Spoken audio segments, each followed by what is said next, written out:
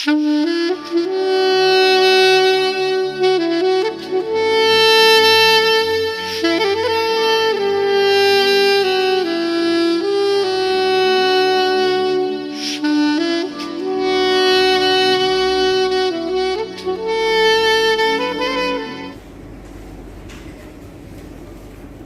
మా ప్రభా యేసయ్యా మీకు వందనాలు, మీకు స్తోత్రం తండ్రి. అయ్యా ఈ సాయంకాల సమయం ప్రభా మా అందరినీ అయినా సమయానికి ప్రభా మీరు మమ్మల్ని తీసుకొచ్చిన మీకు వందనాలు చూసినాం ప్రభా. ఇచ్చిన వెహికల్స్ కొరకు మీకు వందనాలైనా అయ్యా మీరు కృప చూపించి ఇచ్చిన ఈ సెలవు దినం కొరకు మీకు వందనాలు ప్రభా. ఫ్రైడే అందరికీ ఇచ్చిన సెలవు కొరకు మీకు వందనాలైనా మేము ప్రభా దినమంతా ప్రభా అయినా మేము మీ సన్నిధిలో గడపనికి ప్రభా మాకు ఇచ్చిన మంచి ప్రభా మరి హాలిడే కొరకు మీకు వందనాలు చూస్తున్నాం ప్రభా. చాలా మందికి హాలిడే లేదైనా ప్రభా కానీ ప్రభావ మీరు కృప చూపించి ఇచ్చిన దినం కొరకు మీకు వందాలు. అయ్యా మీ వాక్యం చెప్తుంది కదా, ఇదే దినము ప్రభు చేసినది అందులో ఆనందించమని చెప్తున్నారు ప్రభా. తండ్రి ప్రభా కొంతమందికి దినాలు దొరుకుతలేవు ప్రభా, తనకి టైం దొరుకుతలేదు అయినా మరి ఇంకా 1 hour ఉండాలనుకున్న ప్రభా తండ్రి ఉండలేకపోతున్నారు తండ్రి. మరి వారి ఆరోగ్యం పట్టినైనా కానీ ప్రభా మాకు మంచి ఆరోగ్యం ఇచ్చి తండ్రి, మాకు ప్రభా మీరు సరైన భోజనం ఇస్తున్నారు తండ్రి, ఉద్యోగాలు ఇచ్చి అన్ని ఇచ్చి ప్రభా మీరు స్థుతించమని చెప్తున్నారు తండ్రి. అయా మాకు ఇచ్చిన తండ్రి గొప్ప ఈ తరుణం కొరకు మీకు వందనాలు. మీ సన్నిధికి రావడం ఎంత గొప్ప నేను ఆధిక్యతనైనా రాజులకు రాజు ప్రభులకు ప్రభు సృష్టికర్త తండ్రి మీరు ఉన్న ప్లేస్లో ప్రభా మేము రావడం అంటే ప్రభా అది మాకు మీరు మాకు ఇచ్చిన యోగ్యత ప్రభా, అది మీరు మాకు ఇచ్చిన ప్రభా ఒక గొప్ప గిఫ్ట్ కొరకు మీకు వందనాలు చేస్తుంది తండ్రి. ప్రభా మాకు ఇచ్చిన రక్షణ కొరకు మీకు వందనాలైనా అయ్యా ఈ సాయంత్రం సమయం ప్రభా అయినా మరి ఇంకా ఎవరైతే ప్రభా మరి దారిలో ఉన్న ప్రభావాలందరినీ తండ్రి సమయానికి తీసుకెళ్ళి నాయన అయా ప్రభా మాకు తండ్రి మరి సమయానికి ఏ విధంగా పాటించాలో ప్రభా తండ్రి మీరు నేర్పిస్తుంది మీకు వందనాలు తండ్రి. ప్రభా మీరు ఎప్పుడు లేట్ చేయరయ్యా మాకు ఇవ్వడంలో ప్రభా తండ్రి, మాకు తండ్రి మా విషయంలో ప్రభా తండ్రి ఏది లేట్ చేయకుండా సరైన టైంలో మాకు అందించిన తండ్రి ప్రభా. నేను కూడా తండ్రి ప్రభా మీ సమయానికి ప్రభా మేము వచ్చేలాగా తండ్రి మా హృదయాల ప్రభా మీరు బలపరచండి తండ్రి. అయ్యా మేము అన్నింటిలో ప్రభా తండ్రి మీకు ప్రాధాన్యత ఇచ్చినాను ప్రభా తండ్రి. ప్రభా మీరు మాకు అటువంటి నేను మరి వాక్యం ద్వారా నేర్పిస్తున్నందుకు వందనాలు తెలుస్తున్నాను ప్రభా. అయా మరి ప్రభా ఏసయ్యా తండ్రి మరి అనారోగ్యంగా పిల్లలందరూ కూడా ప్రార్థన చేసుకుని తండ్రి సాయంకాల సమయం ప్రభా మీరు ముట్టి స్వస్థపరచండి ప్రభా. అనారోగ్యం రాలేకున్న బిడ్డల ప్రభావ మీరు ముట్టండి తండ్రి. అయా మరి పన్నీళ్ళు ఉండి రాలేకున్న బిడ్డల ప్రభావ మీరు దర్శించండి నైనా. అయా మరి నైనా మరి అన్నీ ఉండి కూడా ప్రభావాన్ని ప్రభావ రాలేకున్న బిడ్డల ప్రభావ మీరు ప్రభావం మాతో మాట్లాడినైనా తండ్రి ఇంకొక అవకాశం దయచేయడం ప్రార్థన చేస్తాను తండ్రి. ప్రభా మరి అవకాశం లేకుండా తండ్రి ఇంట్లోనే ఉన్న బిడ్డలతో తండ్రి మీరు దర్శించండి, వాళ్ళని ఆశించమని ప్రార్థన చేస్తున్నాం ప్రభావం. ఇష్టమైతే ప్రభావం ఒకసారి ప్రభా వారికి ప్రభా ఆ తరుణం దయచేయమని ప్రార్థన చేస్తున్నాను నేను. అయా మీ ఇష్టమైతే ప్రభా తండ్రి మరి ఈ కొన్ని వారాల తర్వాత తండ్రి ప్రభా ఈ రిస్ట్రిక్షన్స్ అన్ని తొలగించి ప్రభా మేమందరం ప్రభా తండ్రి ప్రభా ఫ్రీగా తండ్రి కొడుకునేలాగా ప్రభా మాకు అటువంటి భాగ్యం మరొకసారి దయచేయమని ప్రార్థన చేస్తున్నాం తండ్రి. మీద వేడుకుంటున్నాం నేను తండ్రి. ఈ కొద్ది రిస్ట్రిక్షన్స్ తీసుకెళ్ళినందుకు మీకు వందనాలు తెలుస్తున్నాం తండ్రి. అయా ప్రతి సంఘాన్ని మీరు దీవించండి ప్రభా తండ్రి. ఇక్కడ పనిచేస్తున్న ప్రతి ప్రభా బ్రదర్ని ప్రభా తండ్రి మరి మాకు మనం నడిపిస్తూ ప్రభా తండ్రి ప్రభా మా అన్నింటినీ చూసుకుంటున్న క్లీన్ చేస్తున్న బిడ్డలందరూ ప్రభా మీరు ఆశించండి అయినా వారి ప్రభా తండ్రి రావాల్సిన ప్రతి ఆశలు దయచేయండి ప్రభా. వారు మీరు నమ్మినైనా అయా మీరు తెలుసుకునేలాగా ప్రభా వారికి తండ్రి వారికి ఇచ్చిన ఈ ఉద్యోగాల కొరకు మీకు వందనాలు తెలుస్తున్నాం తండ్రి. ప్రభా ఈ న్యాయమికన్స్ నడిపిస్తున్న బిడ్డలందరూ ప్రభా దీవించండి అయినా. అయా మీకు వందనాలు, మీకు స్తోత్రం ప్రభా. ఇంట్లో విడిచిపెట్టిన కుటుంబాల కొరకు ప్రార్థన చేస్తున్నాం తండ్రి. అయా మేమైతే ఇక్కడ ప్రభా మరి మంచిగా ఉంటున్నాం తండ్రి ప్రభా. మా కుటుంబాలకు కూడా ప్రభా మీ ఆత్మీయ తండ్రి మీరు బలపరచండి. నా చుట్టూ మీ కాపులు దయచేయండి అయినా. పిల్లల ప్రభా మరి మీ జ్ఞానంతో నింపండి ప్రభా. మీ ఫేవర్తో మీ ప్రభుత్వం నింపమని ప్రార్థన చేస్తున్నాం తండ్రి. వారి చదువులో ప్రభా మీరు వారికి తన జ్ఞానం దయచేయండి తండ్రి. వారికి ప్రభా తల్లిదండ్రులు ప్రభా తన విధేయులు ఉండేలాగా తండ్రి ప్రభా మరి మీ మాట ప్రభా లోబడేలాగా తండ్రి. వారికి మంచి వాక్యం వారి హృదయాలు నింపమని ప్రార్థన చేస్తున్నాం తండ్రి. అయా మీకు స్తోత్రం, మీకు వందనాలు నైనా. అయా ఈ సాయంకాల సమయం ప్రభా మీరే మహిమ పొందండి, మీరే ఘనత పొందినైనా. అయా ప్రభా మేము ఇక్కడ ఉన్న సమయం అంతా కూడా ప్రభుత్వాన్ని మీకు అర్పిస్తున్నాం తండ్రి. ప్రతి క్షణాన్ని ప్రభుత్వాన్ని మీరు ఆశ్రయించమని మీకే శుద్ధి మేము చెల్లిస్తూ యేసు క్రీస్తు వేడుకుంటున్నాం తండ్రి. అందరం కలిసి మనం పాట పాడుతున్నాం. మొదటి పాట హల్లెలూయా స్తుతి మహిమ పాట పాడతాం. పాట నెంబర్ 4 హల్లెలూయా స్తుతి మహిమ ఎల్లప్పుడూ దేవునికి.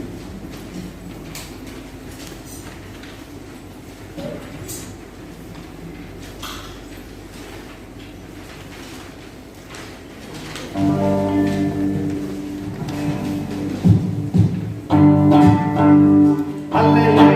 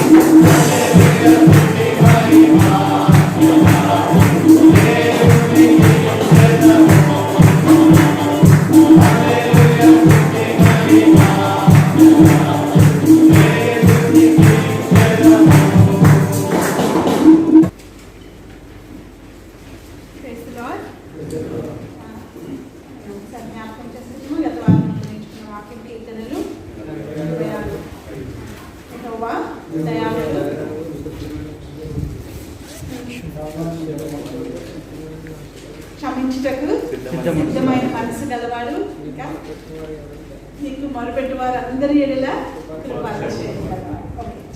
స్టార్టింగ్ గుర్తు చేస్తే గుర్తు వచ్చేస్తా ఉంటుందా, లేకపోతే అలా సార్ చూద్దాం. కీర్తనలు 86:5 యెహోవా దయాళుడు. అందరూ కలిసి చెప్తాం, నేను మళ్ళీ ఇప్పుడు రిపీట్ చేయట్లేదు. యెహోవా దయాళుడు, క్షమించుటకు సిద్ధమైన మనసు గలవాడు, మొరపెట్టు వారు అందరి ఎడలా. ఈరోజు మనం ఒక వాక్యం నేర్చుకుందాం. యెషయా గ్రంథం 26 3 నేర్చుకున్న వాక్యమే ఇది.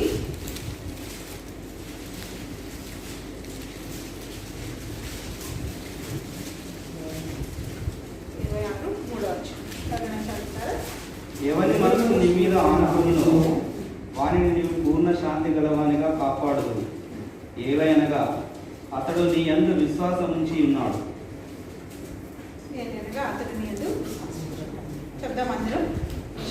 26 అతడు ఎవరి మనస్సు నీ మీద ఆనుకొనునో వానిని నీవు పూర్ణ శాంతి గలవానిగా కాపాడుదు. అతడు నీ యందు విశ్వాసం ఉంచుచున్నాడు. ఎవరి మనస్సు నీ మీద ఆనుకొనునో వానిని నీవు పూర్ణ శాంతి గలవానిగా కాపాడుదు. ఏలైనగా అతడు నీ యందు విశ్వాసం ఉంచుచున్నాడు. యెషయా 26:3 పెట్టుకుందామా? ఎవరి మనస్సు నీ మీద ఆనుకొనునో అంటున్నారు వాక్యంలో. ఇంగ్లీష్లో అయితే he who fixed his thoughts on you అని, ఇంకొక వర్షన్లో he who fixed his mind on you అని అంటారు అనమాట. మనస్సు దేవుని మీద ఆనుకోవడం అనమాట. అంటే దేవుని మీద కాకుండా వేరే వాటి మీద కూడా ఆనుకునే ఛాన్సెస్ ఉన్నాయండి. వాక్యం మనకి గుర్తు చేస్తూ దేవుని మీద ఆనుకోవడం మనకి మంచిదని తెలియజేస్తున్నాం కదా. మనకు తెలుసు దేని మీద ఆనుకుంటామో. మనం దేని మీద ఆనుకుంటాం? ధనం మీద అనుకుంటాం కదా. ఇంకా మన చైర్ మీద అనుకుంటా ఉంటాం. Very nice. ఇంకా మొబైల్ మీద అనుకుంటాం. ఇంకా అనుకున్న బ్యాక్గ్రౌండ్ మీద అనుకుంటాం. మన తల్లిదండ్రుల మీద అనుకుంటాం. అనుకున్న పదవి మీద, మన జాబ్ మీద అనుకుంటాం. మనకున్న బాస్ మీద అనుకుంటాం. ఇంకా చాలా ఇలా మానసికంగా. అందుకని దేవుని వాక్యం చెప్తుంది రాజులను నమ్ముకోవడం కంటే కదా, ఇంకా మనుషులను ఆశ్రయించడం కంటే రాజులను నమ్ముకోవడం కంటే యెహోవాను ఆశ్రయించడం. కీర్తన గ్రంథం 118 చూస్తాం మనం. అయితే ఇక్కడ దేవుని చెప్తున్నారు దేవుని వాక్యంలో ఎవరి మనసు నీ మీద ఆనుకున్నాం. ఎవరి మీద మనం ఆనుకోవాలండి? యేసుక్రీస్తు ప్రభు మీద ఆనుకోమంటున్నారు. ఇంకా వాణిని నీవు ఎలా ఉంచుతారంటండి?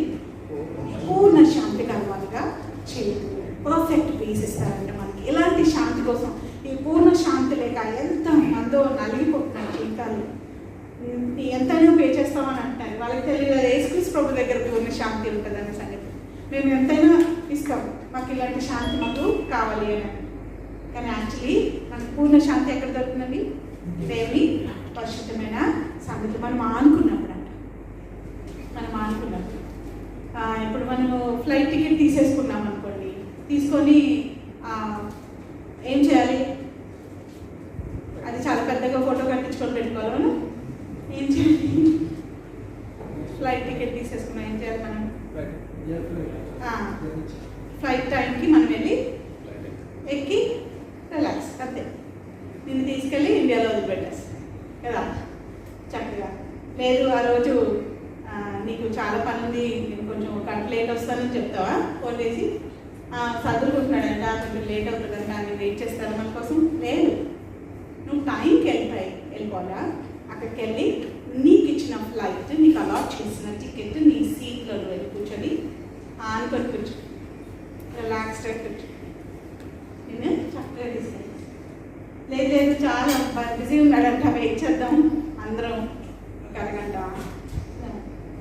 5 నిమిషాల కోసం కూడా మన కోసం వెయిట్ చేయాలి. సో నీకు ఆల్రెడీ ఉంది టికెట్, నీకు ఉంది, నీకు రక్షణ ఉంది. నువ్వు చేయాల్సింది ఏంటి? దేవుని సన్నిధిలో వెళ్ళి దేవుని మీద, యేసయ్య మీద ఆనుకున్నాను.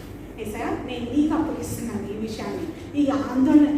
ఇప్పుడు మనకు తప్పదు, భయంకరమైన పరిస్థితులు, ఆవేదన, ఆందోళన, చుట్టూ అశాంతి, నెమ్మది లేదు, ఎన్నో పరిస్థితులు ఏంటి వింటాం. కొన్ని మనం చాలా వరకు మనం వినలేని సంగతులు ఉన్నాయి, మన చెవుల దాకా రాలేని విషయాలు ఉన్నాయి, భయంకరమైన విషయాలు. కొన్ని వింటుంటే హృదయం పగిలిపోతూ ఉంటుంది అలాంటి విషయాలు.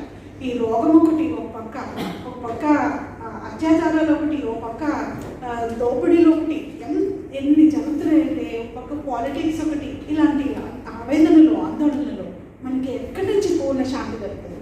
పరిస్థితులను చూస్తే దొరుకుతుందా? పరిస్థితులను చూస్తే ఇంకా కృంగిపోతాం మనం. ఎక్కడికి చూడమంటారు మనల్ని?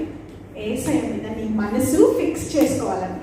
యేసు వైపు నీ ముఖం పెట్టుకొని దేవుని వైపు చూసి దేవుని సన్నిధిలో పెట్టుకొని, దేవా నేను నిన్ను వెంబడిస్తానయ్యా, నేను నీ వైపు చూస్తానయ్యా, నేను నీ వాక్యానికి నా చెవులు ఇస్తానయ్యా, నువ్వు మాట్లాడే మాటకి నేను నా ఫోకస్ చేసుకుంటానయ్యా, ఉన్నాయా అని చెప్పి దేవుని వైపు, యేసు వైపు చూసేది నేర్చుకోవాలి మనం.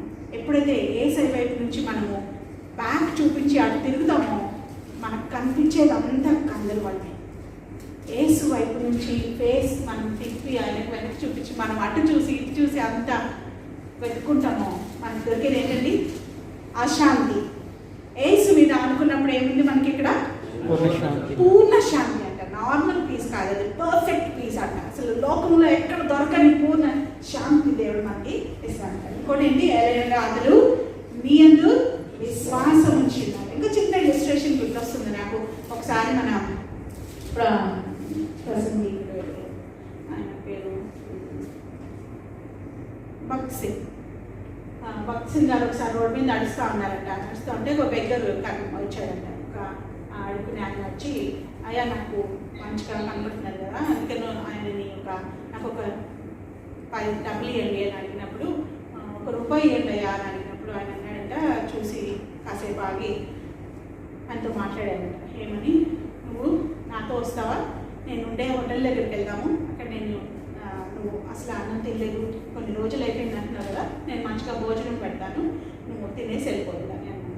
సరే అని కొంచెం దూరం నడిచాక అన్నాడంట, కాదయ్యా నువ్వు నాకు ఓన్లీ ₹1 వదిలే, ₹1 ఇచ్చేసేయి, 50 పైసా ఇవ్వు చాలు, నేను వెళ్ళిపోతాను అని అన్నాడు.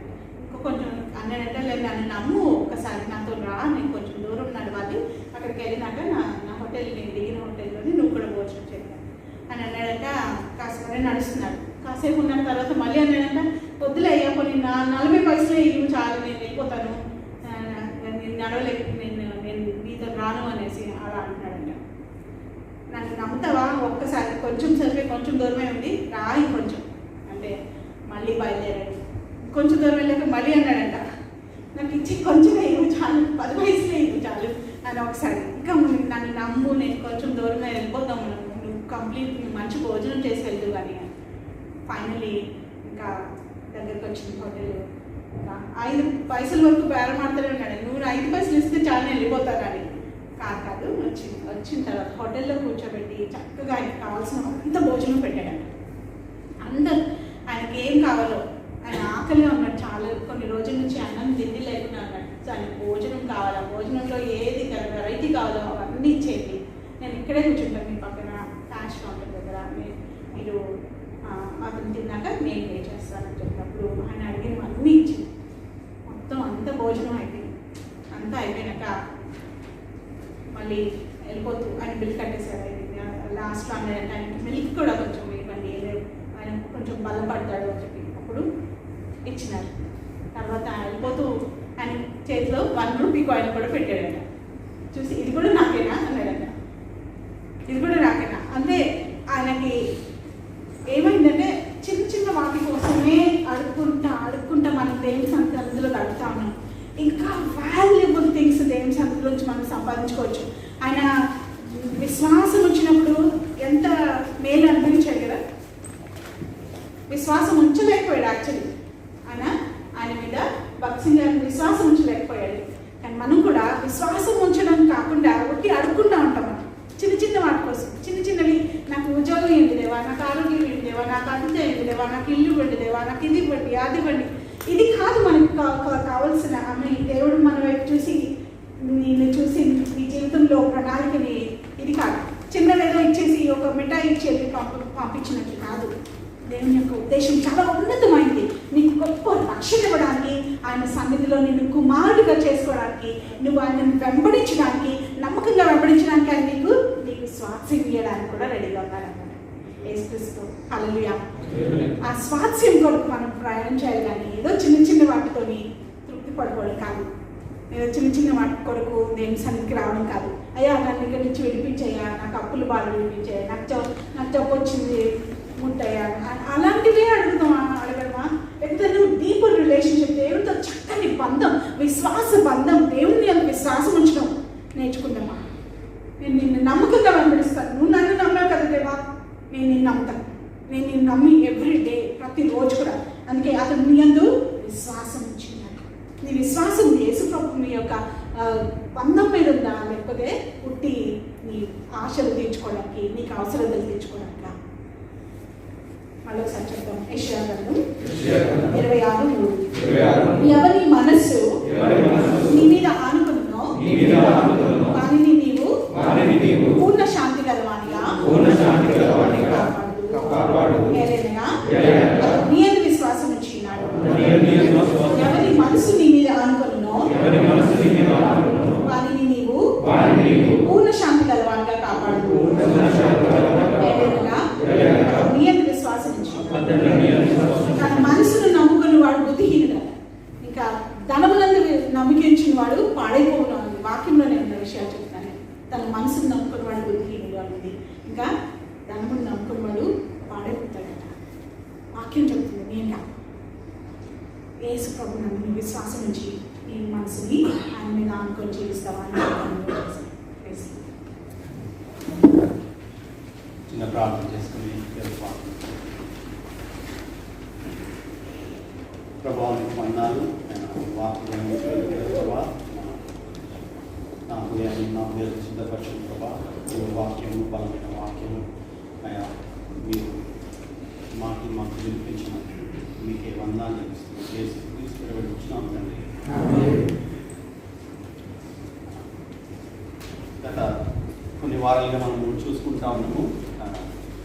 యోహాను సువార్త 11వ అధ్యాయం నుంచి మనము ధ్యానించుకుంటా ఉన్నాము. అక్కడ యేసు వారు అన్నమాట పునరుత్థానమును అన్న మాటని మనం మరొకసారి వేరే చూసుకుందాం. అక్కడ 3వ వచనంలో మనం చూసుకున్నట్లయితే 3వ వచనంలో యోహాను సువార్త 11వ అధ్యాయం 3వ వచనంలో అక్కడ రాస్తా ఉన్నాడు. అపోస్తలుడైన యోహాను రాస్తున్నాడు, అతని అక్క చెల్లెలు ప్రభువా ఇదిగో నీవు ప్రేమించిన వాడు రోగి అయి ఉన్నాడని ఆయన యొద్దకు వర్తమానము పంపి. అక్కడ చూస్తే మనం అక్కడ ఇద్దరు సిస్టర్స్, ఒక అక్క ఒక చెల్లె, వాళ్ళ తమ్ముడు అలా అన్న బాలైనప్పుడు వర్తమానం పంపిండు. ఎక్కడికంటే యేసుక్రీస్తు వారి దగ్గరికి ఎంత పంపించింది. ఏందమ్మని బాగలేడు, నేను త్వరగా రమ్మని చెప్పేసి ఆ వర్తమానము పంపించడం. అక్కడ మనం చూస్తాము ఆ వర్తమానం ఎవరు తీసుకెళ్ళిండ్రో రాయలేదు దేవుడు వాక్యంలో. ఆ వ్యక్తి పేరు రాయలేదు. అది లేడియా లేకపోతే మొగనా లేకపోతే స్త్రీయా లేకపోతే ఎవరా వాళ్ళ చుట్టాలా ఏమి రాయలేదు. కానీ అక్కడ మనం చూస్తాము ఆ వ్యక్తి నమ్మకంగా సరైన సమయంలో దేవునికి యేసుక్రీస్తు దగ్గరికి వెళ్ళి ఆ వార్త అందించడం మనం చూస్తాం కదా. ఆ వార్త అందంగానే ఆ ఇమీడియట్గా జీసస్ కూడా రెస్పాండ్ అయిన అక్కడ స్పందించింది. అక్కడ చూస్తే అక్కడ ఆ వార్త అనేది సరైన టైంకి సరైన ప్లేస్కి ఆయన నమ్మకంగా తీసుకెళ్ళినట్టు మనము చూస్తూ ఉంటాం. సో ఆ వార్త అనేది సరైన టైంలో వెళ్ళడము ముఖ్యం అది కదా. మనకు లేట్ వెళ్ళినా కష్టమవుతుంది. కానీ ఈయన ఈ ఎవరైతే వార్త తీసుకెళ్ళిండో ఆయన సరైన టైంలో తీసుకెళ్ళినాడు. మన సంగతి చూసుకుంటే, నీ సంగతి నా సంగతి చూసుకుంటే కొన్నిసార్లు మనము ఏదైనా వార్తని టైంలో ఇయ్యం. మనం మామూలుగా మనం చూసుకుంటా ఉంటే జనరల్గా క్రైస్తవులుగా యేసయ్య మనందరికీ ఒక వర్తమానం ఇచ్చినాడు. ఆయన మనకు ఒక సువార్త ఇచ్చినాడు. ఏమని చెప్పేసి నువ్వు తీసుకెళ్ళి పంచాలని చెప్పేసి, నువ్వు ఇతరులకి చెప్పాలని చెప్పేసి చెప్పారు. మనము ఎంతవరకు ఆ పని చేస్తాము. ఆ వ్యక్తి ఎప్పుడైతే ఆ వార్త తీసుకెళ్ళమన్నాడో టైంకి తీసుకెళ్ళినాడు, చెప్పినాడు అక్కడ యేసు ప్రభుకి. దేవుడు మనకు కూడా ఆ వార్త ఇచ్చాడు కదా. మనము మిగతా అన్నీ మాట్లాడుతూ ఉంటాం, ఫ్రెండ్స్తో కలిసినప్పుడల్లా అన్నీ మాట్లాడుతున్నాం, కానీ సువార్త మాత్రము రాదు. మనల్ని ఇచ్చింది మనందరినీ, నిన్ను నన్ను, నేను కూడా ఛాన్సార్లు అన్నీ మాట్లాడతా కానీ మర్చిపోతాం. ఏది సువార్త, ఆ గుడ్ న్యూస్ అనేది వాళ్ళకు ఇచ్చే వార్త దేవుడు మనం పంపింది అందుకే కదా. ఛాన్సర్ చేస్తూ ఉంటాం, నేను కూడా చేస్తున్నా, నేను కూడా కొన్నిసార్లు చేస్తూ ఉంటాను. మనం దాంట్లో మనం కరెక్ట్ చేసుకోవాలి. మనము దేవుడు మనల్ని ఎంచుకున్నాడు ఎందుకంటే ఆ సువార్తని చెప్పని అన్నీ చెప్తాం, అన్నీ మాట్లాడతాం, కానీ అక్కడికి వచ్చే వరకు మనము నెగ్లెక్ట్ చేస్తూ ఉంటాం. ఆ వార్తని టైంకి ఇయ్యం. రీసెంట్గా మనము చూస్తూ ఉన్నాం కదా, ఈ ఆన్లైన్ క్లాసెస్ జరుగుతూ ఉన్నాయి. ఈ సడన్ చేంజ్ కూడా చాలా మందికి టీచర్స్ కష్టమైతే ఉంటుంది. కష్టమైతే సడన్గా బోర్డు మీద టీచ్ చేసే బదులు ఇక్కడ కంప్యూటర్ నుంచి టీచ్ చేయడం చాలా కష్టం. సో నేను కూడా మామూలుగా నా ఉద్యోగం స్టార్ట్ చేసినప్పటి నుంచి మ్యూజిక్ టీచర్గానే ఉన్నాను. ఎప్పుడు కూడా ఆన్లైన్ చేయలేదు. ప్లస్ ఎప్పుడు కూడా ఈ స్టడీస్ అనేది టీచ్ చేయలేదు. సైన్స్ కానీ లేకపోతే ఇంగ్లీష్, ఈవీఎస్ అట్లా ఏమి టీచ్ చేయలేదు ఎప్పుడు కూడా. ఎప్పుడు పోవడము, స్కూల్కి వెళ్ళిన తర్వాత గిటార్ పట్టుకొని వాళ్ళ పిల్లలకి ఎంటర్టైన్మెంట్ చేయడం, మంచిగా వాళ్ళు జాయ్ఫుల్గా ఉండడము, వచ్చేయడము, లేకపోతే స్కూల్ ప్రోగ్రామ్ చేయడం. ఈ రీసెంట్గా ఏమైంది, ఏప్రిల్ నాకు ఇచ్చారు, ఇది నువ్వు జీకే టీచ్ చేయాలా ఇంకా మోరల్ సైన్స్ టీచ్ చేయాలి. మామూలుగా అంటే కష్టమే. సో ఇక మారల్ సైన్స్ టీచ్ చేస్తా ఉన్నాను, మంచిగా ఆన్లైన్ టీచ్ చేస్తా ఉన్నాను, వాళ్ళకి మంచి పాటలు నేర్పిస్తా ఉన్నాను, పాటలు నేర్పించను, ఇంకా ఎంటర్టైన్మెంట్ చేస్తాను వాళ్ళని, వీడియో ఏదో పెట్టి మారల్ సైన్స్ పెట్టి నడిపించాను. అంత అయిపోయింది. ఏప్రిల్ మే జూన్ అయిపోయింది. జూన్ వచ్చే వరకు మిగతా టీచర్స్ అందరూ రెడీ అవుతాం దేనికి ఎగ్జామ్ కొరకు. భయం అయిపోయింది. అయ్యా నేను అన్ని టీచ్ చేసినా కానీ ఎగ్జామ్కి ఏం టీచర్లు చేయలేదు. అన్ని టీచ్ చేస్తూ ఉన్నా, ఆ పాటలు పెడుతున్నాను, వీడియో పెడుతున్నా, కానీ ఎగ్జామ్లు ఏమొస్తారో చెప్పలేదు. ఆ వీక్లో మళ్ళీ సడన్గా ఇంకొక ఎక్స్ట్రా క్లాస్ తీసుకొని అన్ని చెప్పేసినాను. తర్వాత పిల్లలంతా పాస్ అయ్యాను, కానీ చెప్తున్నా ఇంపార్టెంట్ మర్చిపోతాం కదా, చాలాసార్లు మనం అది చేస్తూ ఉంటాం. సో ఇక్కడ ఈ వాక్యం, ఆ వార్త పంపించిన వ్యక్తి రైట్ టైం కదా న్యూస్ అందజేసింది. అక్కడ యేసుక్రీస్తు మనల్ని కూడా ఆయన నూతన సృష్టిగా మార్చింది. ఆయన రక్షణ ఇచ్చి మనల్ని నూతన సృష్టిగా మార్చింది. కొరింథీ రాసిన పత్రికలో ఉంటుంది, 2 కొరింథీ రాసిన పత్రిక 5వ అధ్యాయం 17వ వచనం ఉంటుంది. కాగా ఎవడైనా నువ్వు క్రీస్తునందు ఎడల వాడు నూతన సృష్టి, పాతవి గతించను, ఇదిగో క్రొత్తమైనది. దేవుడు మనకు రక్షణ ఇచ్చినాడు, ఆయన మనల్ని నూతన సృష్టిగా చేసిండు. ఆయన చేసిన తర్వాత ఆ 18వ వచనంలో చెప్తున్నాడు. అక్కడ 18వ వచనంలో సమస్తమును దేవుని వలన అయినవి, ఆయన మనలను క్రీస్తు ద్వారా తనతో సమాధానపరుచుకొని ఆ సమాధానపరచు పరిచర్యను మాకు అనుగ్రహించింది. అక్కడ చెప్తున్నాడు, ఆ సమాధానపరచు క్రీస్తు ద్వారా మనందరికీ ఇచ్చిన ఆయన సమాధానపరిచే ఆ వార్త నీకు నాకు రక్షణ పొందిన ప్రతి ఒక్కరు కూడా ఆయన ఇచ్చినాడు. మన నూతనంగా ఎప్పుడైతే మనం రక్షింపబడ్డామో మనకు ఆయన వార్త మనకి ఇచ్చినాడు. ఆయన ఇచ్చి చెప్తున్నాడు, ఆ సమాధాన పరిచర్యను మాకు అనుగ్రహించినండి, మనకందరికి అనుగ్రహించి నిన్ను చెప్పమని చెప్తాను. నిన్ను ఆ వార్త తీసుకెళ్ళి చెప్పండి. ఆ మరియ వార్త, ఆ వార్త ఇచ్చినప్పుడు ఆయన స్ట్రైట్ తీసుకుపోయి యేసుక్రీస్తుకి చెప్పేసింది. మనకు నూతన సృష్టిగా చేసి మనకు ఆ సువార్త ఇచ్చినప్పుడు ఆ గాస్పెల్, లేకపోతే దేవుడు అయ్యా లోకానికి వచ్చిందయ్యా నీ కొరకు అని చెప్పేసి చెప్పనికి ఆ చిన్న మాట మనం చెప్పలేకపోతున్నాం కదా. చాలాసార్లు మనము దాన్ని నెగ్లెక్ట్ చేస్తాము, అసలు మనకు జ్ఞాపకమే రాదు. ఆ పరిచర్య మనకు ఇచ్చినట్ట. ఈ దినము మనకు సవాల్, లేకపోతే మనకు ఛాలెంజ్ ఏంటంటే ఆ మాట మనము చెప్తా ఉంటాం. దేవుడు మనందరినీ ఇక్కడ తీసుకొచ్చినాడు. కొంతమందిని ఖత్తర్ ఎయిర్వేస్లో పెట్టాడు, కొంతమందినేమో బలార్లో పెట్టినాడు, కొంతమందినేమో క్యూకెంలో పెట్టాడు, కొంతమంది స్కూల్లో పెట్టాడు, కొంతమందినేమో హౌస్లో పెట్టినాడు, కొంతమందినేమో ఆఫీసులలో పెట్టాడు, కొంతమంది కన్స్ట్రక్షన్ వర్కర్లో పెట్టాడు కదా. మనందరినీ డిఫరెంట్ ప్లేసెస్లో పెట్టాడు, కొంతమంది హాస్పిటల్లో పెట్టాడు కదా. అందరినీ పెట్టిన తర్వాత మనం ఏం చేస్తాం? ఆ వార్త చెప్తా ఉన్నాం. మనకు ఆయన నూతన సృష్టిగా చేసిన మనందరినీ రక్షింపబడ్డ ప్రతి ఒక్కరు కూడా బాధ్యత ఏంటంటే నువ్వు ఆ వార్త చెప్పాలి. మనం చెప్తా ఉన్నాం మన ఆఫీసులలో. ఇక్కడ వచ్చిన తర్వాత అనుకుంటాం మనం, మరి ఆ లాంగ్వేజ్ వేరే ఉంటుంది, మనం చెప్పలేము, మనకు హిందీ రాదు, లేకపోతే అరబిక్ రాదు, ఇంగ్లీష్ రాదు అంటే అయ్యా భాష రాకపోయినా నీ జీవితం ద్వారా వాళ్ళకి స్వార్థ అందించవచ్చు. నీ జీవితం ద్వారా, నీ నడక ద్వారా నువ్వు ఏ విధంగా వాళ్ళతోటి కమ్యూనికేట్ చేస్తావు, ఏ విధంగా వాళ్ళతో మాట్లాడుతూ ఉన్నావు, లేకపోతే ఆఫీస్లో వచ్చే సమస్యలకు నువ్వు ఏ విధంగా రెస్పాండ్ అవుతా ఉన్నావు, లేకపోతే నువ్వు ఏ విధంగా వారికి హెల్ప్ చేస్తూ ఉన్నావు, అదన్నీ చూసి నువ్వే ఒక సువార్తగా మారుతావు. అందరూ బైబిల్ చదవరు, అందరికీ బైబిల్ ఉండదు మనలా. కొంతమందికి బైబిల్ నువ్వే. నేను చదువుతాను, దేవుడు నేను పంపించింది, ఖతార్కి పంపించింది ఏదో కొన్ని పైసలు చేసుకొని అక్కడ ఇల్లు కట్టుకొని సుఖంగా ఉండనే కాదు. ఇండియాలో దొరికితే పైసలు, ఇండియాలో ఖతార్ కంటే ఎక్కువ రిచ్ పీపుల్ కాదు. దేవుడు నన్ను ఇక్కడ పంపించినంటే ఆయన ఒక ప్లాన్.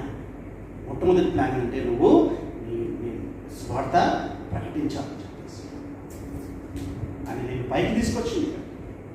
దావీదు జీవితం చూస్తే ఆయన ఒక కాపరిగా ఉండే, కానీ ఆయన దేవుడు ఆయనని పైకి తీసుకొచ్చినప్పుడు ఆయన మర్చిపోలేదు. ఆయన అక్కడ నమ్మకంగా ఉన్నాడు. ఆ రాజుగా ఉన్నప్పుడు కూడా ఆయన నమ్మకంగా ఉన్నాడు దేవుని కొరకు. దానియేలు చూస్తే జాన్ జీవితంలో ఆయన తీసుకొచ్చి ఎక్కడనో ఆయన చెరపట్టుకొని తీసుకెళ్ళి వేరే గంటకి తీసుకెళ్తే భాషలో ఏం రాదు, కానీ అక్కడ ఆయన దేవుని కొరకు జీవించింది ఆయన.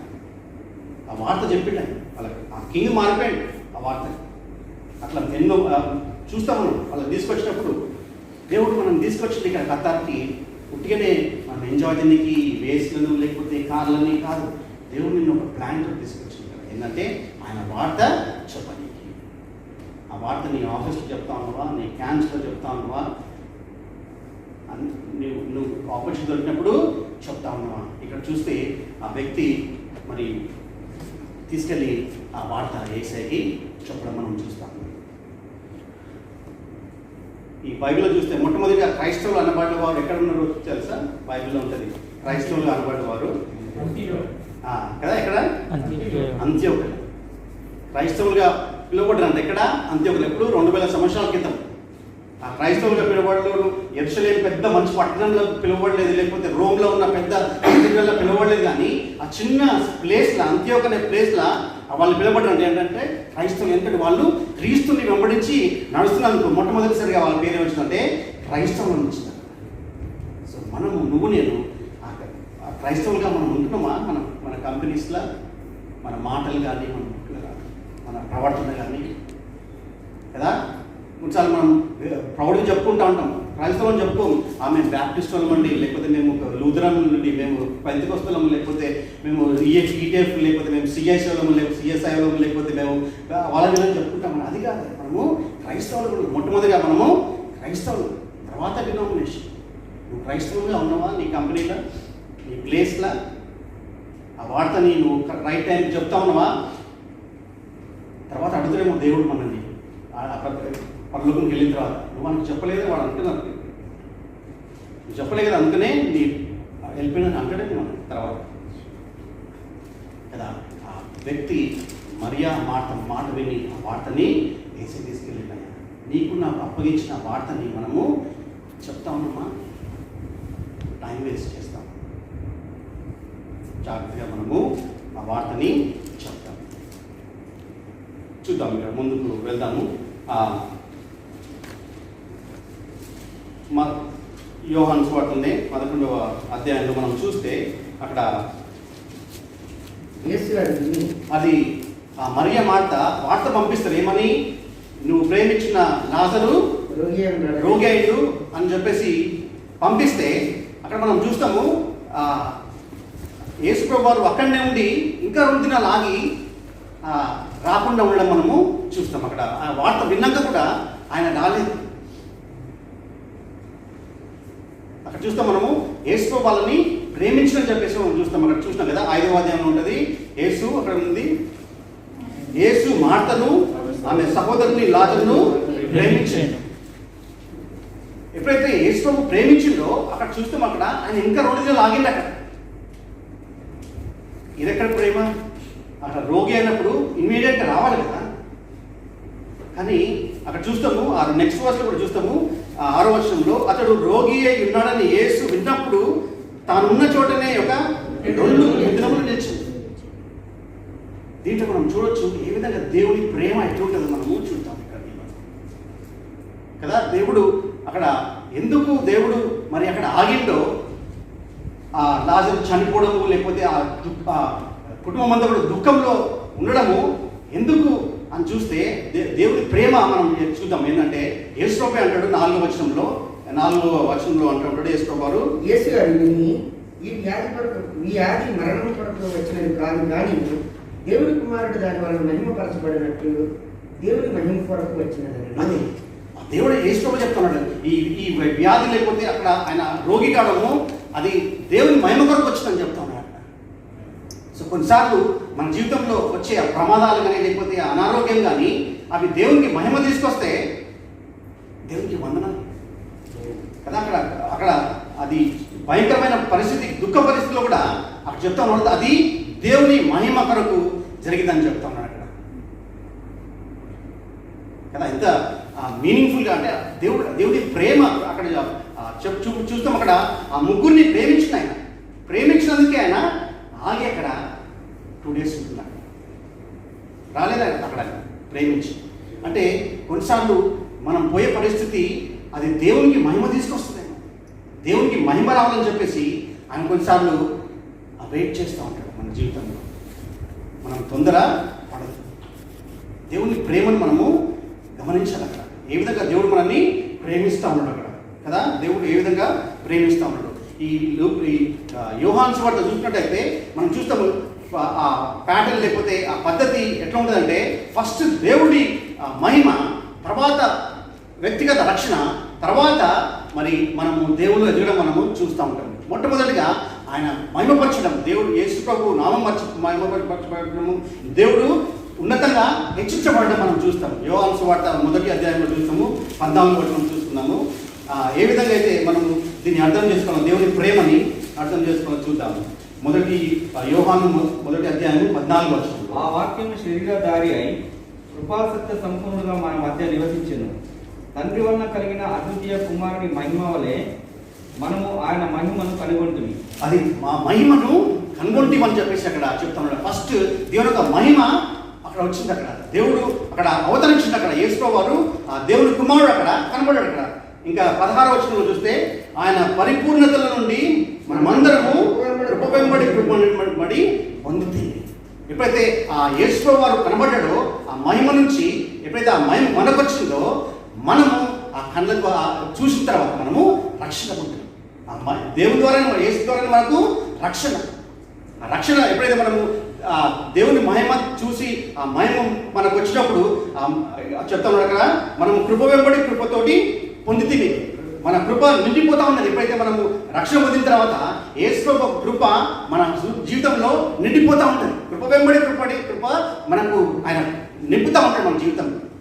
మొట్టమొదటి ఆయన మహిమ, తర్వాత మనము రక్షణ ఆయన అవతరించడము, యేసు రావడము కృప ద్వారా, ఆ కృపతోటి మనకు రక్షణ, ఆ రక్షణ తర్వాత మనకు కృప వెంబడి కృపని మనము నింపుకోవడం.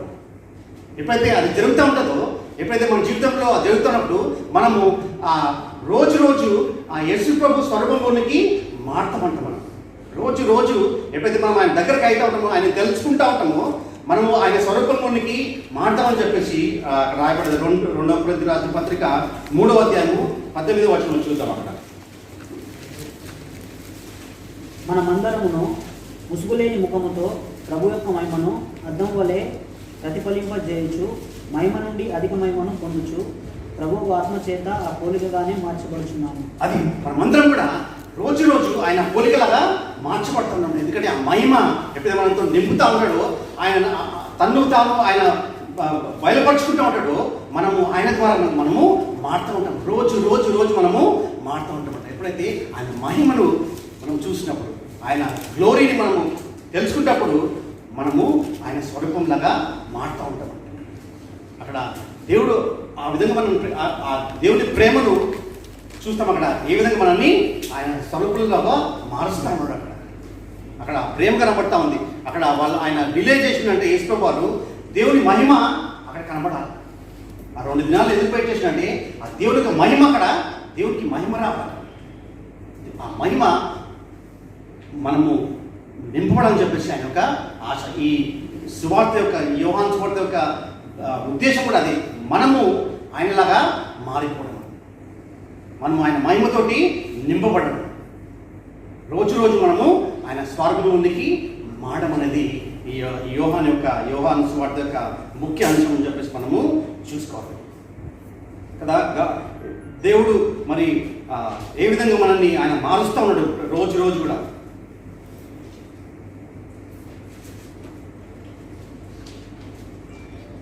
ఆయన మనల్ని ఏ విధంగా ముఖ్యంగా ప్రేమించేది అంటే, ప్రేమ అంటే ఆయనని మనకు చూపించుకోవడం. ఆయన ఎంత గొప్ప దేవుడు అని చెప్పేసి మనము దేవుని చేత ప్రేమపడుతున్నామంటే, ఆయనని ఇంకా తెలుసుకోవడం, లేకపోతే ఆయన మనకు ఇంకా బయలుపరచుకోవడమే ప్రేమ. మనం అనుకుంటాము మనల్ని ఆరోగ్యం నుంచి అనారోగ్యం తప్పించడము, లేకపోతే ఈ మరణం నుంచి తప్పించడము ప్రేమ అనుకుంటాం. కానీ అది కాదు. కానీ దేవుడు ముఖ్యంగా మనల్ని ఏ విధంగా ప్రేమిస్తున్నాడంటే, ఆయన తను తాన్ని ఆయన మనల్ని బయలుపరచుకుంటూ ఉన్నాయి. ఎంత గొప్ప దేవుడు ఆయన కదా. మనము అది గమనించాలి, మనం అది అర్థం చేసుకోవాలి. దేవుని యొక్క ప్రేమ ఎంత గొప్పది, ఆయన యొక్క మహిమ.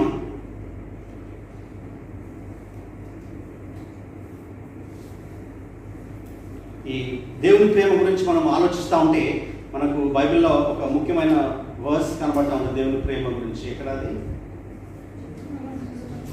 కదా అందరికీ తెలుస్తుంది, యోహాను 3:16 ఉంటుంది. అక్కడ చూద్దాం. అక్కడ దేవుడు అక్కడ చెప్తానంట, దేవుని వాక్యంలో యోహాను సువార్త 3:16 ఉంటుంది. దేవుడు లోకమును ఎంతో ప్రేమించను కాగా ఆయన తన అద్వితీయ కుమారుడుగా పుట్టిన వాని యందు విశ్వాసం నుంచి వాడును నశింపక నిత్య జీవం పొందినట్లు ఆయనను అనుగ్రహించాడు. అది ప్రేమ కదా. దేవుడు ఆయనని, ఆ కొడుకుని మనకిచ్చేసింది. ఆయన ఆ ప్రేమ చూపెడతామని మొత్తం యేసుక్రీస్తుని, ఆ మహిమని మనకిచ్చేసింది ఆయన, ఆ ప్రేమ. ఇంకా చెప్తాను, మనకు నిత్య జీవం ఇచ్చినట్టు. దేని ద్వారా? యేసుక్రీస్తుని ఆ బలి ఇవ్వడం ద్వారా నీకు నాకు నిత్య జీవము దయచేసిందంట. అక్కడ ఉంది కదా, మనకు నిత్య జీవం పొందినట్లు ఆయన ఆయనను అనుగ్రహించాడు. నువ్వు నేను నిత్య జీవం పొందాలంటే యేసు ప్రభు ఆయన బలి అయ్యాడు. సో ఈ నిత్య జీవం అంటే ఏంటిదో మనం చూద్దాం కదా. నిత్య జీవం అంటే మనం అనుకుంటాము సదాకాలము ఉండడము, లేకపోతే సదాకాలం జీవించడం అని అనుకుంటాం. కానీ యేసుక్రీస్తు చెప్తా ఉంటాడు నిత్య జీవం అంటే ఏంటిదో అని చెప్పేసి ఆ యోహాను సువార్తని మనము చూస్తున్నాం. యోహాను సువార్త 17వ అధ్యాయము 3వ వచనం చూస్తున్నాం. 17వ అధ్యాయము 3వ వచనం. అద్వితీయ సత్య దేవుడైన నిన్నును నీవు పంపిన యేసుక్రీస్తును ఎరుగుటయే నిత్య జీవము. ఆమేన్. ఇక్కడ దేవుని తెలుసుకోవడము, ఇంకా యేసుక్రీస్తుని ఎరగడమే నిత్య జీవం. యేసు ప్రభు చెప్తా ఉంటాడు. అంటే ఆయన ప్రేమలో చూస్తూ ఆయన మనకి ఎంత ఆయన చూపెట్టుకుంటా ఉన్నాడు కదా. మనం ఆయన ఎరగాలంట చెప్తానట్ల. అద్వితీయ సత్యదేవుడు అయిన నిన్నును ఇంకా నీవు పంపిన యేసుక్రీస్తుని ఎరుగుటయే నిత్య జీవం. మనం యేసుక్రీస్తుని ఎరుగుతాం, కానీ ఇంకా దాంట్లో ఎరుగుతా ఉన్నాం. ఆయన ఎంత గొప్ప దేవుడు, ఆయన మహిమను, లేకపోతే ఆయన యొక్క గ్లోరీని, ఆయన యొక్క ఉన్నత స్థితిని మనము ఆయన చూస్తున్నామా? మనకు రక్షణగానే అయిపోయింది అనుకుంటాం. మరే నేను రక్షింపబడ్డా కానీ అనుకున్న ఆయన నిత్య జీవం ఏంటంటే ఆయన ఇంకా తెలుసుకోవడం, ఆయన ఇంకా ఆయన తెలుసుకోవడం చాలా ఏమంటారు, అది డీప్. అది మనం దానికి ఎండ్ లేదు. మనం యేసుక్రీస్తుని తెలుసుకోవడము, ఆయన యొక్క మహిమను, లేకపోతే ఆయన యొక్క ప్రభావాన్ని, లేకపోతే ఆయన ప్రేమను, లేకపోతే ఆయన విశ్వాసతను తెలుసుకోవడము మన జీవితము సరిపోతుంది కదా. అక్కడ చెప్తా ఉన్నాడు, అద్వితీయ సత్యదేవుని అయిన నిన్నును నీవు పంపిన యేసుక్రీస్తుని ఎరుగుటే నిత్య జీవం. ఎంత సింపుల్గా దాన్ని ఆన్సర్ చేస్తాను. యేసు ప్రభు చెప్తాను, నన్ను తెలుసుకుంటే అదే నిత్య జీవం. నన్ను ఎరుగుతుంది, మిగతా దేవుణ్ణి ఎరుగుతాము కదా. మామూలుగా మనం చూస్తూ ఉంటాము, ఈ హిమాలయకి నేను వెళ్ళిపోతే కొంచెం ఒక 100 ఫీట్ పోగానే మంచి సీనరీ కనబడుతూ ఉంటుంది. మళ్ళీ ఇంకా పైకి వెళ్తూ ఉంటే ఇంకొక మంచి సీనరీ కనబడుతూ ఉంటుంది. కానీ ఈ దేవుని యొక్క మహిమ, ఆయన యొక్క మహిమ చూడాలంటే కొన్ని వేల సంవత్సరాలు పైకి ఎక్కినా కానీ అక్కడికి వెళ్ళిన తర్వాత ఇంకొక కోణంలో మనకు దేవుడు కనబడుతూ ఉంటాడు. మళ్ళీ ఇంకా ఒక 10,000 సంవత్సరాలు పోయి వెళ్ళిన తర్వాత ఇంకొక కోణం మనకు కనబడుతూ ఉంటాడు. సో అక్కడ దేవుని తెలుసుకోనికి, లేకపోతే దేవుని మహిమ చూడడానికి అంతు లేదంట. మనకు బోర్ కొట్టదు. మనం యేసుక్రీస్తులో ఉన్నప్పుడు మనకు బోర్ కొట్టదు. ఇప్పుడు ఈ మధ్యలో చిన్నపిల్లలే అంటున్నారు బోర్ కొడుతుందని చెప్పేసి. కానీ యేసుక్రీస్తులో ఉన్నప్పుడు నీకు బోర్ కొట్టదు. ఆయన మహిమ అంత గొప్పదే. ఆయన అంత మనమంతా రాష్ట్ర ఈ లోకంలో ఈ అవకాశం ఇచ్చింది సృష్టిలో దేనికి అంటే హ్యూమన్ బీయింగ్కి ఇచ్చినట్టు ఆయన గ్లోరీని వెతకడానికి. ఆయన యేసు ప్రభువుని చూపించుకుంటున్నాడు. ఎవరికంటే మనుషుల దగ్గర ఆయన చూపించుకున్నాడు ఆయన గ్లోరీ. అంత గొప్ప దేవుడు. అది నిత్య జీవం అని చెప్పేసి రాస్తాను. ఇంకొక దేవుని వాక్యం చూస్తున్నాం. యోహాను సువార్తలో 14వ అధ్యాయం 21వ వచనం చూద్దాం. అక్కడ కూడా అంటా ఉంటాడు. యోహాను సువార్త 14వ అధ్యాయం 21వ వచనంలో, నా ఆజ్ఞలను అంగీకరించిన వాటిని అంగీకరించిన వాటిని దైవం వాడే నన్ను ప్రేమించువాడు. నన్ను ప్రేమించువాడు నా తండ్రి వలన ప్రేమింపబడును, నేను వారిని ప్రేమించి వానికి నన్ను కనబరుచుకుందని చెప్పాను. హల్లెలూయా. నేను వారిని ప్రేమించి వానికి నన్ను కనబరుచుకున్నాను. హల్లెలూయా. ఆయనని కనబరుచుకోవడమే ఆయన ప్రేమ. అంత మహిమగల దేవుడు నీకు భయపరచునంటే అది ప్రేమ, అది నిత్య జీవం.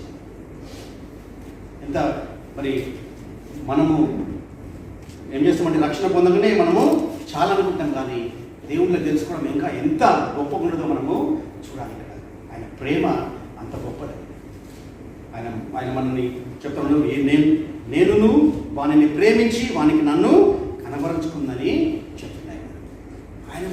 ఆయన మనం ఫుల్గా పెరిగినామా మనం ఇంకా కదా. మనం చాలాసార్లు మనకు ఎవరన్నా తెలుసుకోవాలంటే చాలా టైం స్పెండ్ చేస్తూ ఉంటారు కదా. ఫ్రెండ్స్నైనా లేకపోతే భార్య భర్తలైనా స్పెండ్ చేస్తూ ఉంటారు వాళ్ళు తెలుసుకోనికి. యేసు దేవుడిని నువ్వు తెలుసుకోనికి నువ్వు ఏ టైం ఇస్తావు? ఆయన మహిమని, ఇంత గొప్ప మహిమని, నిత్య జీవంని ఆయన బయలుపరుస్తూ ఉన్నప్పుడు నువ్వు ఒక దగ్గర కూర్చుంటే ఆయన చూపెడతా ఉంటాడు. నీకు టైం లేనప్పుడు నువ్వు వేరే చూస్తూ ఉంటాడు. కొంచెం మనం టైం ఇస్తా ఉన్నావా దేవుడికి? ఆయన వాక్యం ఏముందో మనం చదువుతా ఉన్నామా? మన టైం అంతా వేరే వాటికే ఎక్కువ ఇస్తున్నప్పుడు ఆయన చూపెట్టుకోలేడు మనం. ఆయన మహిమ అంత గొప్పది. ఆయన నిత్యుడు. ఆయన మహిమ అంతం లేనిది. అంత గొప్ప ప్రివిలేజ్ నీకు నాకు ఇస్తుంది. అంత ప్రేమిస్తూ ఉన్నాను. ఆయన మొత్తం ఆయన చూపెడతా ఉన్నాడు ఆయన మహిమను. మనకు టైం కలిగి కదా, అసలు టైం స్పెండ్ చేయండి దేవుడు. మనం ఎప్పుడైతే కూర్చుంటామో ఆయన బయలుపరుచుకుంటాం. ఆయన ఎంత గొప్ప దేవుడు. ఆయన మహిమ ఈశ్వరుడు ఎటువంటి దేవుడు, ఆయన ఎంత ఆశ్చర్యకరుడు, ఆయన ఎంత బలవంతుడో కనపరుచుకుంటాం. ఎప్పుడు కూర్చొని అది మాట్లాడుతున్నప్పుడు, సహవాసం చేస్తున్నప్పుడు ఆయన నీకు కనిపిస్తుంది. ఆయన నేను బలపరుస్తూ ఉంటాడు కదా. ఆల్రెడీ మనల్ని మన పట్ల ఆయన కనపరుచుకున్నాడు. ఎప్పుడు మనం పాపంలో ఉండి చనిపోయిన స్థితిలో ఉన్నప్పుడు మనల్ని ఆయన లేపినట్టు. అది స్టార్టింగ్. అది ఎఫెసీ రాష్ట్ర పద్ధతిలో చెప్తా ఉంటాడు అపోస్తలుడు పౌలు 2వ అధ్యాయం 1వ వచనంలో అంటూ ఉన్నాడు, మీ అపరాధముల చేతను పాపముల చేతను మీరు చచ్చిన వారై ఉండగా ఆయన మిమ్మును క్రీస్తుతో బ్రతికించిన. హల్లెలూయా. ఎంత గొప్ప ఆయన అగపరుచుకున్న ఆయన. నువ్వేం చేయనప్పుడు ఆయన మహిమని చూపెట్టిండు. ఆయన నిన్ను లేపిండట, చావు నుంచి ఆయన లేపిండు. ఆయన ఎప్పుడైతే నువ్వు రక్షింపబడ్డావు, నువ్వు ఆయనతోటి టైం స్పెండ్ చేస్తా ఉన్నామా కదా. అందరూ స్టార్టింగ్లోనే రక్షణ అంటారు, తర్వాత ఇంకా ముందుకు వెళ్ళడం కష్టమైపోతుంది. ఇంకా ఎప్పుడైతే నువ్వు సంపూర్ణంగా దేవుణ్ణి తెలుసుకుంటావో నువ్వు ఆనందిస్తూ ఉంటావు. దాంట్లో ఇంకా దానికి అంతు లేదు దేవుని గురించి తెలుసుకోవడం. సో దేవుడు రక్షించిన అందరినీ కూడా ఆయన మనల్ని ప్రేమిస్తూ ఉన్నాడు. ఆయన నీ సృష్టికర్త. ఆయన నువ్వు ఎంతవరకు ఆయనని తెలుసుకున్నావు, ఆయన మహిమను ఎంతవరకు నువ్వు చూసినావు. అపోస్తలుడు పౌలు రాస్తా ఉన్నాడు ఎఫెసీ రాష్ట్ర పత్రికలో ప్రార్థన చేస్తాము. ఆయన ఎవరి కోసము అక్కడ ఉన్న ఎఫెసీలో ఉన్న సంఘాల ఉన్న ఆ సంఘస్థుల కోసం ఈ దినము మనం ప్రార్థన చేద్దాం. ఆ ప్రార్థన చూద్దాము. ఎఫెసీ రాష్ట్ర పత్రిక 1వ అధ్యాయం 15 నుంచి 19 వరకు చదువుతాం. ప్రభువైన యేసునందరి మీ విశ్వాసమును గూర్చి పరిశుద్ధులందరి వల్ల మీరు చూపుతున్న విశ్వాసమును గూర్చి నేను వినినప్పటి నుండి మీ విషయమై మానక దేవునికి కృతజ్ఞతలు చెల్లించుతున్నాను.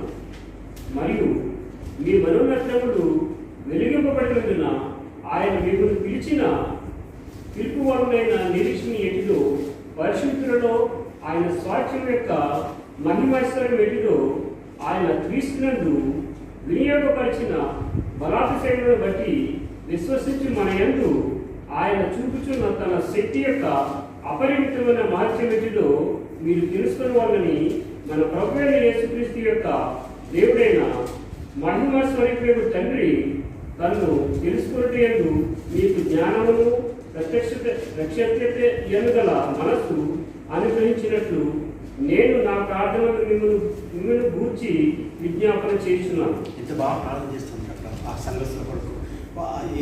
ఎంత గొప్ప దేవుడు, ఎంత మహిమైశ్వరుడు, ఎంత అది తెలుసుకోవాలి మనం కదా. ఆయన మనం భయపరుస్తూ ఉన్నాడు అక్కడ, కానీ మనము తెలుసుకుంటూ లేకపోతున్నాం. ఎందుకంటే మనము ఆయనకు సహవాసం ఉంటలేకపోతున్నాం, మనం టైం ఇస్తలేము, మనకి సమయం ఇస్తలేము. సో దేవుణ్ణి ఆయన మహిమని మనం చూద్దాం, ఆయన ఆయన గొప్పతనాన్ని మనం చూద్దాం. ఆయన ఎంత గొప్ప దేవుడు. మనము ఆరాధించే దేవుడు ఆయన నార్మల్ దేవుడు కాదు, ఆయన గొప్ప దేవుడు, మహిమైశ్వర్యుడు. ఆయనకు అంతం లేదు, ఆయన ఇటర్నల్ గాడ్.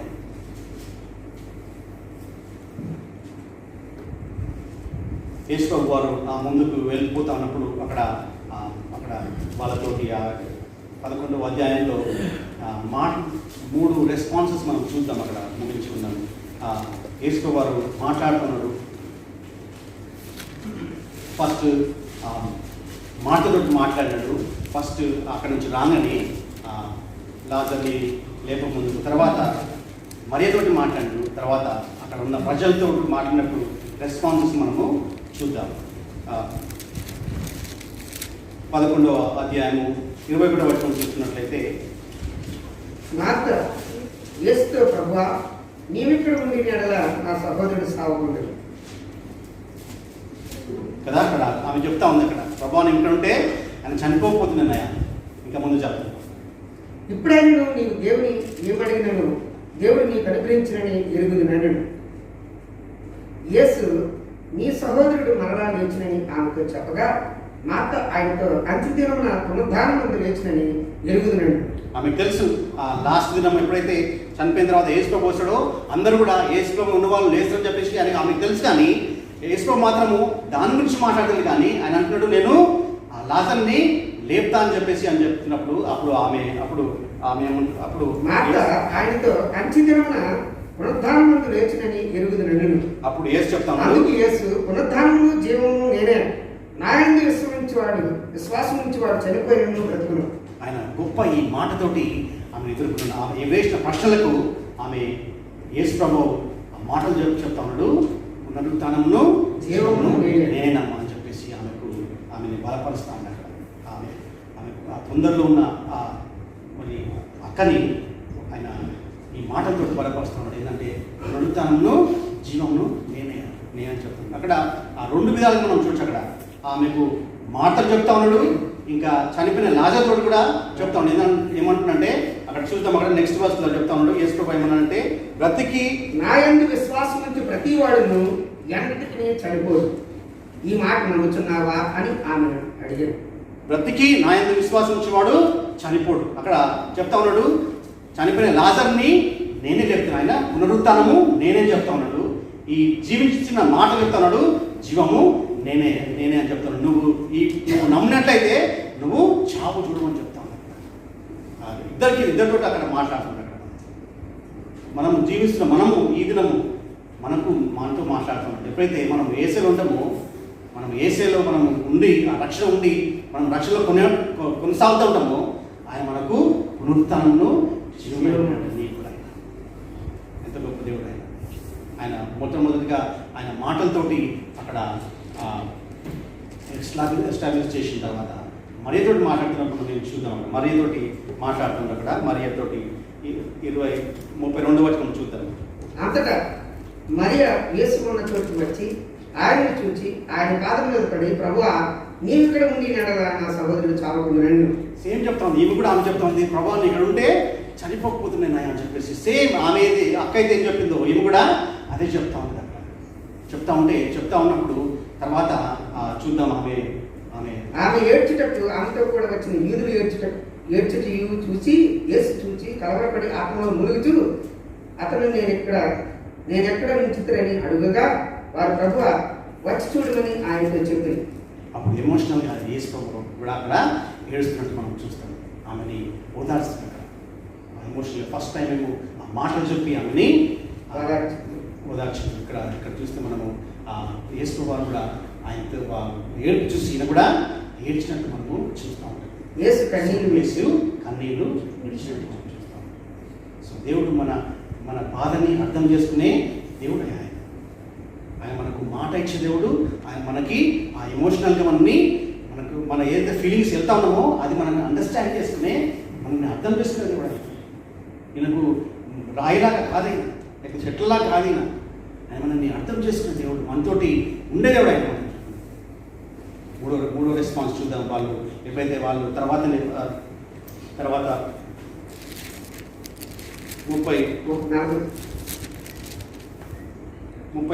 కాబట్టి యూదులు అతను ఎలాగ ప్రేమించిన చూడని చెప్పుకున్నాడు.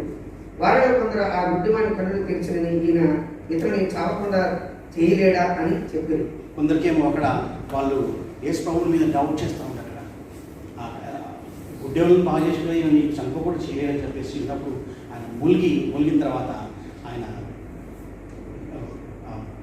పాఠంగా అక్కడ చూస్తాము. ఈ సెప్పల్చ దగ్గరికి అక్కడ ఎప్పటికైతే బాధ పెట్టిండ్రో ఆ లాజ దగ్గరికి వెళ్ళి అక్కడ మనం చూస్తాము. అక్కడ ఓపెన్గా ఆయనని ప్రార్థన చేయగానే అక్కడ మనం చూస్తాం అక్కడ లాజరు. సో 3 రెస్పాన్స్ మనం చూస్తాం. మొట్టమొదటిగా ఆయన వాక్యం చెప్పి బలపరుస్తూ ఉంటాడు. కొంచెం రెండోదేమో ఆయన ఎమోషనల్గా మనతో ఉండి ఆయన బలపరుస్తూ ఉంటాడు. మూడోది ఆయన పని చేసి ఆయన చూపెట్టే దేవుడు ఆయన. హల్లెలూయా. సో దేవుడు ఆయన పునరుత్థానము జీవమును. నువ్వు పోయే ప్రతి పరిస్థితిలో కూడా ఆయన తెలుసు. నువ్వు పోయే పరిస్థితి ఆయనకు తెలుసు. ఎప్పుడైతే మనము వెయిట్ చేస్తూ ఉంటామో ఆయన మహిమ పొందాలి. మనం ఆ పరిస్థితుల్లో పోతున్నప్పుడు మనం ఎప్పుడు డిస్కరేజ్ కావాలి. ఎందుకంటే అది దేవుని మహిమ. ఎప్పుడైతే నువ్వు యేసుక్రీస్తుని నమ్మి యేసుక్రీస్తు కూడా జీవిస్తూ ఉంటావో కొంచెం ఆ పరిస్థితుల్లో పోయినప్పుడు దేవునికి మహిమ వస్తూ ఉంటుంది. అక్కడ దేవునికి మహిమ వస్తూ ఉంటుంది. సో నా జీవితంలో పోతున్నప్పుడు పోయే పరిస్థితుల్లో మనం అర్థం చేస్తున్నాం దేవునికి మహిమ వస్తుంది. ప్రార్థన చేస్తాం. వేసినట్టు ప్రభా నీ మహిమతో ప్రభావం నిలబడినాయి. ఏ విధంగా అయితే ప్రభా మరి ఆ లాజరు జీవితం ద్వారా మీరు మహిమ పొందండి. ఆ మరణం ద్వారా ఆ దుఃఖం ద్వారా మీకు మహిమ వచ్చింది. మరి నా జీవితంలో ప్రభావం కొన్నిసార్లు అటువంటి పరిస్థితులు ప్రభావం మీరు మహిమ పొందినంటే అది ప్రభావం అది మాకు మేమైనా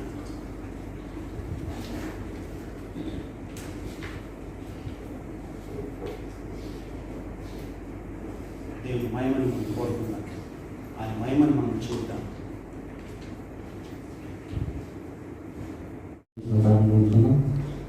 పశుపెంతో స్తోత్రాలండి.